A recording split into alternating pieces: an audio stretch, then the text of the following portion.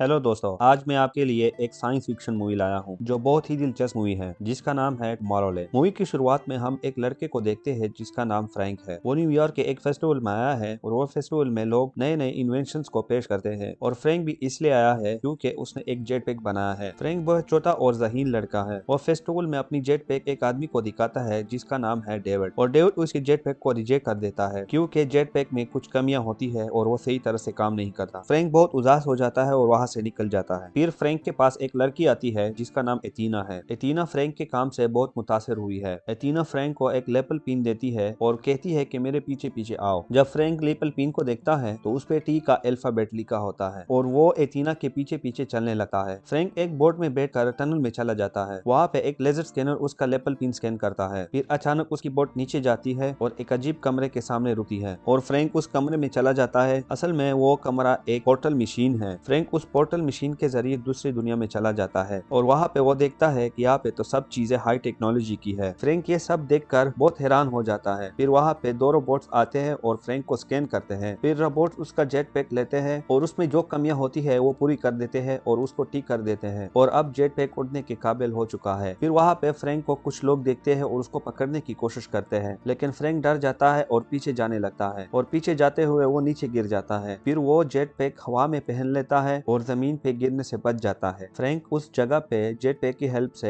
हवा में उड़ रहा होता है। वो ये सब देखकर बहुत हैरान होता है और इंजॉय भी करता है क्योंकि ये सब उसने पहले कभी नहीं देखा। फिर वहाँ पे वो एथीना को देख लेता है और वहाँ पे चला जाता है। एथीना उसको देखकर बहुत खुश होती है। एथीना फ्रैंक को वो जगह दिखाती है तो फ्रैंक उसको कहता है कि ये कौन सी जगह है और ये जगह मैंने पहले कभी नहीं देखी। एथीना फ्रैंक को उस जगह का नाम टुमारोलैंड बताती है। फ्रैंक एथीना के साथ रहने लगता है और उसके साथ बहुत नए नए इन्वेंशंस करता है। फिर हम देखते हैं कि बहुत साल गुजर चुके हैं और फ्रैंक अब बहुत बूढ़ा हो चुका है और सीन 2015 के साल पे आ जाता है। अब हम एक लड़की को देखते हैं जो एक नासा इंजीनियर की बेटी है। उस लड़की का नाम कैसी है। वो एक बहुत शरारती और जहीन लड़की है और वो जानबूझकर नासा के प्रोजेक्ट प्रोग्राम को खराब करती है और वो प्रोजेक्ट प्रोग्राम को इसलिए खराब करती है ताकि उसकी फादर की जॉब बनी रहे और वो चाहती है कि प्रोजेक्ट प्रोग्राम को ठीक करने के लिए नासा उसके फादर को हायर करे और उसकी जॉब बनी रहे। केसी फिर से जब वो नासा के लॉन्च प्रोजेक्ट प्रोग्राम में जाती है तो वहाँ पे गार्ड उसको पकड़ लेते हैं और पुलिस के हवाले कर देते हैं। केसी को पुलिस अरेस्ट कर लेती है और अगले दिन जब पुलिस उसको छोड़ती है तो उसके सामान में एक लेपल पिन मिलता है। ये लेपल पिन बिल्कुल वैसे ही होता है जैसे बहुत साल पहले 1964 में एथीना ने फ्रैंक को दिया था। वो पुलिस ऑफिसर को कहती है कि ये मेरा नहीं है, लेकिन पुलिस ऑफिसर उसको कहता है कि ये तुम्हारे सामान से मिला है तो इसीलिए तुम्हारा है और पुलिस ऑफिसर अब यहाँ से उसको जाने को कहता है। केसी जैसे ही वो लेपल पिन को हाथ लगाती है तो वो टुमारोलैंड पहुंच जाती है। ये सब देखकर वो बहुत हैरान होती है क्योंकि यहाँ पे सब चीजें एडवांस टेक्नोलॉजी की है। केसी सबको देख सकती है लेकिन केसी को कोई भी देख नहीं सकता। केसी ये देखकर बहुत खुश होती है और सब इंजॉय करती है। केसी ने ये सब चीजें पहले कभी नहीं देखी। ये सब देखकर वो बहुत इंजॉय करती है। ये सब देख रही होती है कि अचानक वो लेपल पिन के पीछे एक काउंटडाउन को देखती है। असल में वो काउंटडाउन लेपल पिन की बैटरी हेल्थ है जो खत्म होने वाली है। जब काउंटडाउन खत्म हो जाता है तो वो अपनी दुनिया में आ जाती है। केसी बहुत हैरान होती है और उसको बहुत गुस्सा आता है। वो वापस घर आती है और अपने भाई को उठाती है और वो दोनों इंटरनेट पे लेपल पिन को सर्च करते हैं। इंटरनेट पे वो पिन उसको दिख जाता है और उसके साथ एक शॉप का एड्रेस भी मिलता है। वो अपने भाई को बताती है कि पता नहीं वो जगह कौन सी थी और कहाँ है। वहाँ पे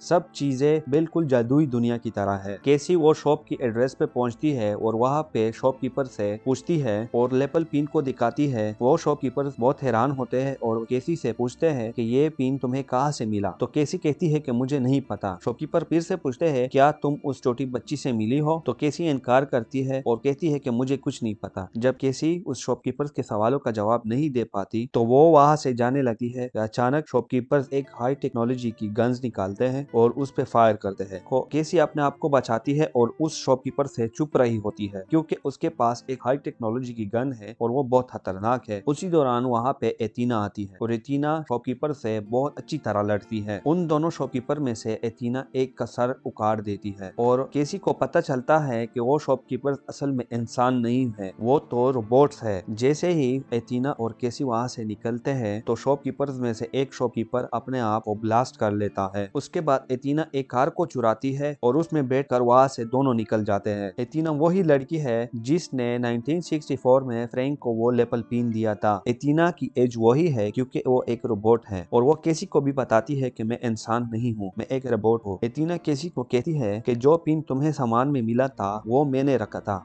एथीना केसी को कहती है कि वो लेपल पिन मेरे पास आ रही था और तुम जिस जगह पे गई थी वो सच में एक जगह है और वो जगह एक एडवांस टेक्नोलॉजी की सिटी है जिसका नाम टुमारोलैंड है। एथीना केसी को कहती है कि मेरा काम है जमीन से ऐसे लोगों को चुनना और वहाँ पे ले जाना जो बहुत इंटेलिजेंट हो और अपनी लाइफ में कुछ नया करने की चाहत रखते हो और तुम्हें भी टुमारोलैंड के लिए चुना गया है। एथीना केसी को एक जगह पे उतारती है और उसको एक घर का बताती है। एथीना केसी को कहती है कि तुम वहाँ चली जाओ। तब केसी उस घर के दरवाजे पे जाती है और वहाँ पे कैमरे में वो लेपल पिन को दिखाती है तो वहाँ से एक आदमी निकलता है और वो आदमी केसी को जाने को कहता है। असल में वो आदमी फ्रैंक है जो बहुत बूढ़ा होता है। केसी टुमारोलैंड जाना चाहती है और वो उस घर के बाहर इंतजार करती है तो केसी एक बुलडोजर को आग लगाती है। तब फ्रैंक स्क्रीन में देखता है कि एक बुलडोजर उसके घर की तरफ आ रहा है तो वो बाहर जाकर एडवांस मशीन से उसको बुझा देता है और केसी अंदर चली जाती है और दरवाजा बंद कर देती है। फ्रैंक उसको दरवाजा खोलने को कहता है लेकिन केसी कहती है कि जब तक तुम मुझे टुमारोलैंड लेकर नहीं जाते मैं दरवाजा नहीं खोलूंगी। केसी उस घर में बहुत एडवांस टेक्नोलॉजी की चीजें देखती है और वो बहुत दिलचस्प चीजें होती हैं। उसके बाद वो एक रूम में जाती है जहाँ पे बहुत सारे स्क्रीन लगे हुए हैं और सब स्क्रीन पर पास्ट और फ्यूचर के न्यूज दिखाए जाते हैं। तो केसी देखती है कि फ्रैंक ने एक मशीन बनाई है जो पास्ट और फ्यूचर को देख सकती है। तब वहाँ पे केसी एक रिवर्स काउंटडाउन देती है। उसके बाद फ्रैंक पिछले दरवाजे से अंदर आ जाता है। केसी काउंटडाउन के बारे में फ्रैंक से पूछती है कि ये क्या चीज है तो फ्रैंक कहता है कि ये रिवर्स काउंटडाउन हमारी जमीन का है जो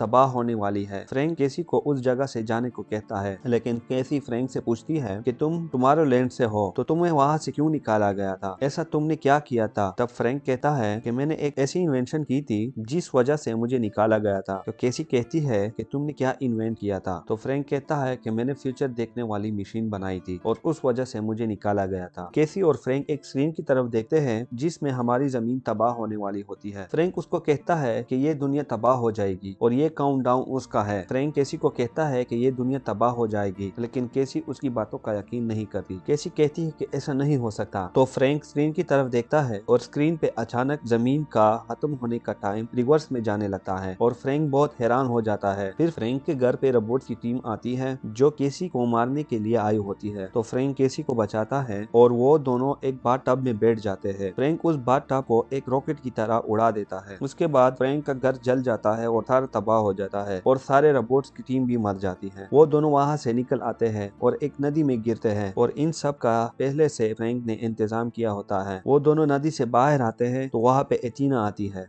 एथीना को देखकर फ्रैंक खुश नहीं होता क्योंकि फ्रैंक एथीना से नाराज होता है। एथीना ने अपने रोबोट होने की सच्चाई फ्रैंक से छुपाई थी। उसके बाद फ्रैंक सोचता है कि केसी के लिए जमीन पे खतरा है और उसको हर हाल में टुमारोलैंड के लिए हमें पहुंचाना है। फ्रैंक और केसी उस गाड़ी में बैठ जाते हैं। फ्रैंक एथीना से बहुत लड़ता है और कहता है कि तुम्हारे पास लेपल पिन नहीं थे तो ये लेपल पिन कहाँ से आया। एथीना कहती है कि मेरे पास कुछ लेपल पिन बचे थे जो मैंने छुपाए थे। वो तीनों एक जगह पे जाते हैं जहाँ पर टेलीपोर्टेशन डिवाइस होता है। वो सब उस टेलीपोर्टेशन मशीन में बैठ जाते हैं। उस टेलीपोर्टेशन डिवाइस की मदद से एफिल टावर के टॉप पे पहुंच जाते हैं। फ्रैंक केसी को कहता है कि बहुत बड़े बड़े साइंटिस्ट ने एक फ्यूचर सोसाइटी बनाई थी जहाँ पे उसके लिए कोई रोक टोक ना हो और वो नए नए इन्वेंशंस करे और उन साइंटिस्ट ने उस जगह का नाम टुमारोलैंड रखा था। फ्रैंक केसी को कहता है कि एफिल टावर शहर की खूबसूरती के लिए नहीं बनाया था बल्कि ये एक एंटीना है जो टुमारोलैंड से फ्रीक्वेंसी को कैच करता है और यहाँ से हम टुमारोलैंड जा सकते हैं। टुमारोलैंड एफिल टावर के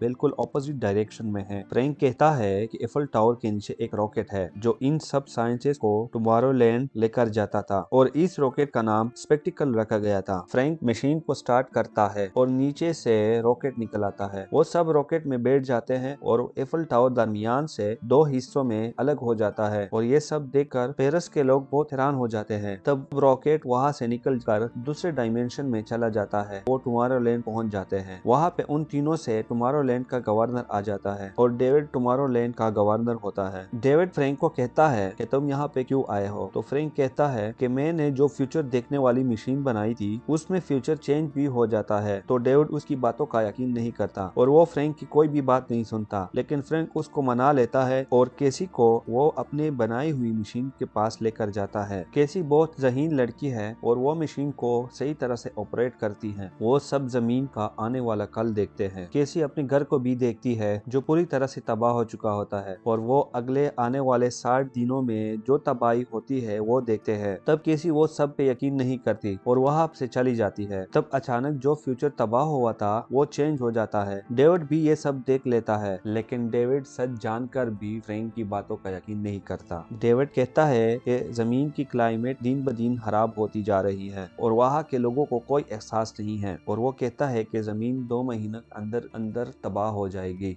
और डेविड कहता है कि यही सच है। उसके बाद वो तीनों को जेल में बंद कर देता है और कैसी कहती है फ्रैंक ने जो पास्ट और फ्यूचर को देखने की मशीन बनाई है और उस फ्यूचर मशीन में फ्यूचर सच्चा दिखता है। वो कहती है कि फ्यूचर में वही होता है जिस पे हम यकीन करते हैं। कैसी कहती है कि जो हम फ्यूचर मशीन में देख रहे हैं वो सारे लोगों को यकीन है कि जमीन 60 दिनों में तबाह हो जाएगी, और वो लोग सोचते हैं कि ये सब पहले से तय है। वो सब जमीन को बचाने की कोशिश नहीं करते। कैसी कहती है कि किसी तरह हम ये मशीन बंद कर दे तो सारे लोग नेगेटिव नहीं सोचेंगे, बल्कि वो लोग पॉजिटिव सोचेंगे और जमीन को बचाने के लिए कुछ न कुछ करेंगे। और वो लोग सारी बातें डेविड को बताते हैं, लेकिन डेविड उनकी बातों पे यकीन नहीं करता और वो कहता है कि जमीन के लोग जमीन को बचाने के लिए कुछ न कुछ करेंगे, लेकिन जमीन के लोग कुछ भी नहीं कर रहे हैं और अपनी तबाही का इंतजार कर रहे हैं। इसलिए जमीन के लोगों को जीने का हक नहीं है। केसी डेविड को सब समझाती है, लेकिन डेविड को उनकी बातों में कोई भी इंटरेस्ट नहीं होता। वो अपने गार्ड्स को कहता है कि इन तीनों को जमीन पे छोड़ दो। फ्रैंक डेविड से हाथ मिलाता है। डेविड के हाथ में जो डिवाइस पहनी होती है उसमें एक बटन दबा देता है, जिससे जमीन पे एक वीरान जगह पे पोर्टल खुलता है। फ्रैंक और डेविड लड़ने लगते हैं और लड़ते लड़ते जमीन पे आ जाते हैं और वो दोनों एक सुनसान जगह पे आ जाते हैं। एथीना और केसी भी वहाँ पे रोबोट से लड़ती है। एथीना केसी को एक बॉम्ब देती है जो बहुत खतरनाक बॉम्ब है। एथीना केसी को कहती है कि इस बॉम्ब को